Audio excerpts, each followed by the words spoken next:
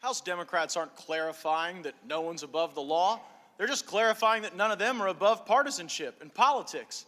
This is the quickest, thinnest, weakest, most partisan impeachment in all of American presidential history. And for all the radical left's attacks on the president's honesty, it's their lies that continue to fuel this scorched earth strategy of impeachment. When a member of this committee said that President Trump was an agent of the Russian government engaged in a criminal conspiracy with the Russians, he lied. Needing a new way to undermine our president, the Democrats said he obstructed justice. But they couldn't make the case. They didn't have the facts. And there are no obstruction of justice articles in this impeachment. So needing another new distraction, Chairman Schiff announced a whistleblower. He said we'd hear from this person about bad presidential conduct. Some in the media reported on the whistleblower, raising serious concerns about political bias, improper motivation, and scandalous coordination with a political hit job aligned with none other than the operatives of Chairman Adam Schiff. With public opinion turning against impeachment, the Democrats scurried to assemble focus groups and commission polls. They learned that accusing the president of bribery would be good politics. While Democrat House members are willing to follow the pundits and consultants, the evidence and the witnesses were not. Even their seemingly most anti-Trump witness, Lieutenant Colonel Vindman, said, "I was never involved in anything that I would consider bribery or extortion." Lo and behold, there are now no bribery articles in this impeachment. Another lie. But the biggest lie of all was that House Democrats would not put our beautiful nation through a partisan impeachment. Speaker Pelosi said there must be evidence that is compelling and bipartisan. Chairman Nadler said impeachment should not be partisan. And tonight, they stubbornly defy the standard that they set for themselves.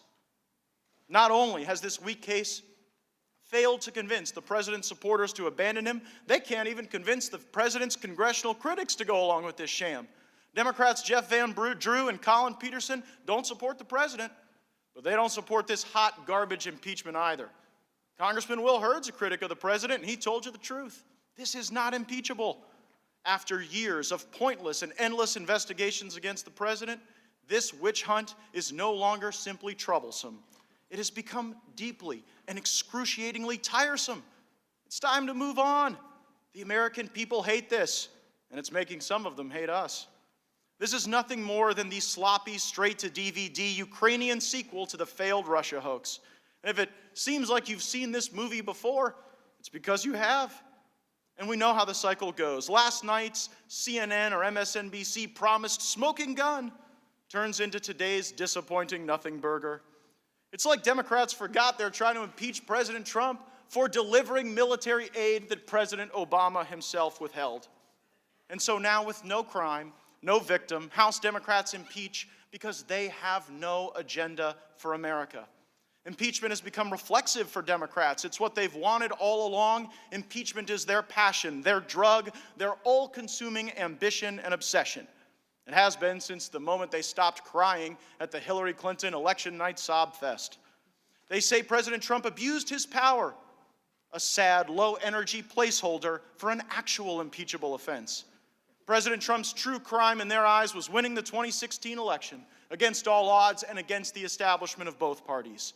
The only relevant quid pro quo is the American people's decision to send President Trump to the White House in exchange for Trump's commitment to support our workers, restore our economy, defend our troops, and drain the swamp.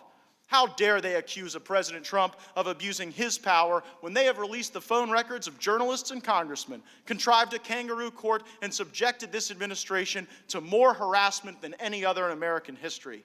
They are the sorest of sore losers. The second article accuses President Trump of obstructing Congress. If obstruction in Congress is an impeachable offense, maybe we best impeach ourselves. For this fact-free impeachment has obstructed progress on a budget, on border security, on an infrastructure plan, and on economic reforms that will put America and the American people first. The American people know what this is really about. It's not about Ukraine. It's not about Russia.